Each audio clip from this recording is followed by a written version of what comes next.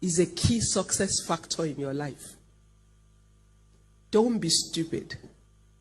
Don't make a mistake. Don't marry the wrong guy or the wrong girl. Rich and handsome, cool and all of that, that's rubbish. Because the most handsome guy today, slim and tall and elegant, feed him a little, you see.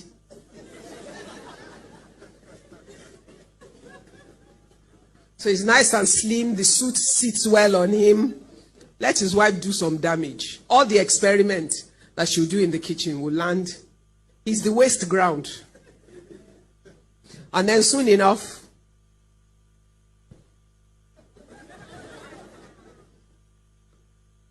and he's getting into his 30s.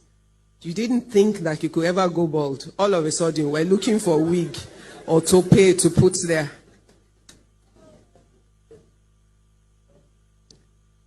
His father is rich, so you want to marry into this big family. They're big by the time and the season that you're evaluating them. How do you know they will not be the criminals of tomorrow?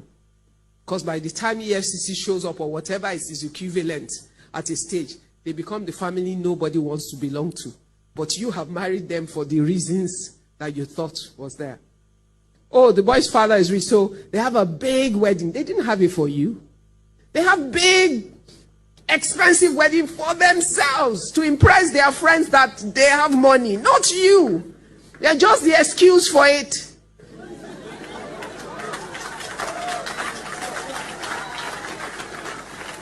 It's not for you. So they give you plenty of presents. Okay. Even if they give you 50 cars, they'll all age at the same time. 50 brand new cars. In 4 years, all the 50 cars are old. Because there's a new model every year. 2019 Range Rover is already out in 2018. So how do you keep up? Oh, they've given you this big house. Okay. The house is fine on day one. But guess what keeps it going? Cash flow. The guy could get the house from his father or his father's friend or whatever. But if he can't generate his own cash flow to keep it running, you're going to suffer.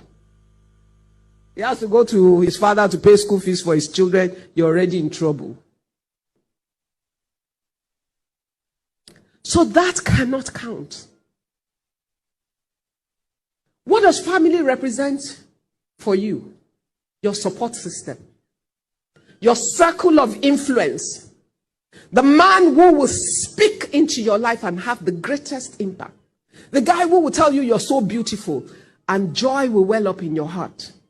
And the guy who, if you are so beautiful, looks at you and say, "Kilo dalare," you will look at yourself in the mirror and you see a very ugly woman, even though you're the most beautiful woman in the world. An influencer. The woman that will look at you and say you are useless. And even though you're smart and sharp, when you get outside, that you are useless will ring in your head. And you will never feel adequate. You feel inadequate. So don't be stupid.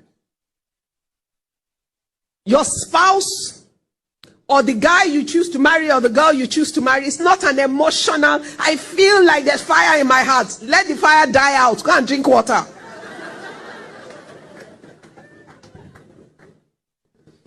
It is the most important decision of your life. If you marry at 25 and you live till 70, that's 45 years of your life that this person will speak into your life. Affect it one way or the other. Build it or destroy it. See, somebody killed somebody last week.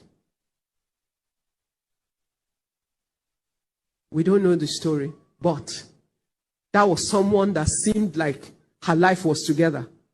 Now, one life destroyed, second life destroyed, 2 lives destroyed, and many lives impacted.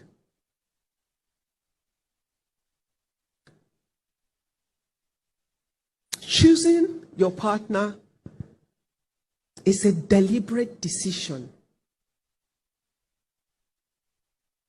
It's an objective decision. You must know who you are, have a sense Because you will never really know all about who you are. But you'll have a sense of who you are and where you think you're going. If she has ambition to become the MD of First Bank, and she married pastor who wants the wife at the door at 5 o'clock, with dinner ready, everything set on the table, she already married the wrong guy. Why? They will never agree. Because they want two different things. There's nothing wrong with him wanting a wife that will be ready with dinner and everything, or waiting at the door to take his bag and his coat. But he should marry a teacher.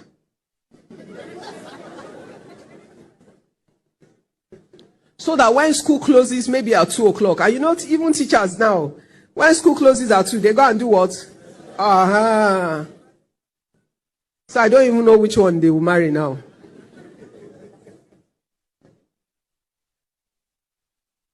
It's true. You must have a sense of where you're going, who God has called you to be.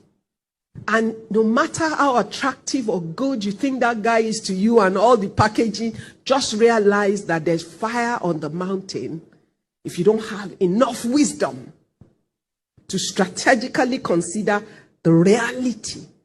Because guess what? If you marry the right guy, who is your encourager, your support, your strength, he might not have everything on day one. But who are you that knows tomorrow? Which one amongst you can tell where the guy sitting in front of you, where he will be in 2 years' time?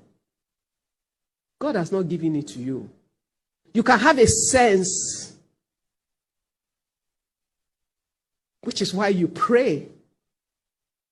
And you also objectively consider. Girls, especially to the girls, we pretend not to see what we see. We create the picture of what we want to see, and we see it when it doesn't exist. We think we're God because we can change this guy to become what we want him to be. How are you God?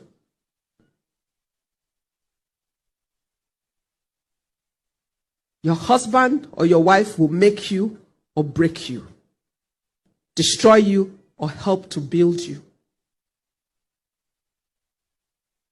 It's not an emotional decision. You pray until you're clear about God, but even as you do that, you must be honest about what you see.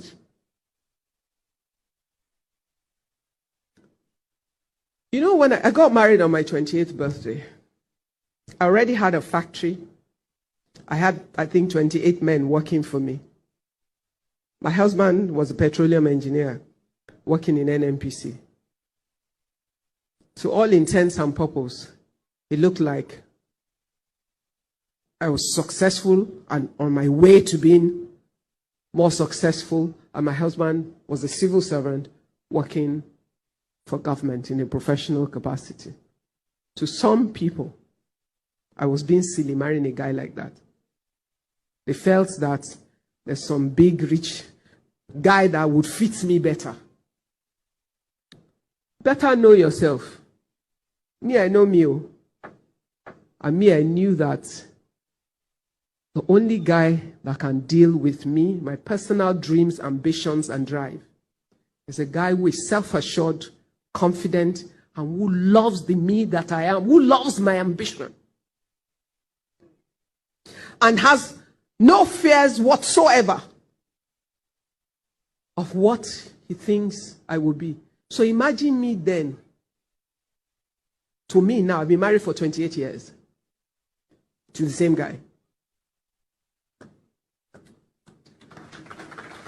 But the me he married, that they thought was ambitious, driven, too smart for our own good, intimidate boys with my intelligence and all of that. How can he even add that to the me that I am now? But I knew he was the guy who could deal with me. So, I can tell you for sure, my husband can offend me, but he can never offend me. Why? I've forgiven him in advance.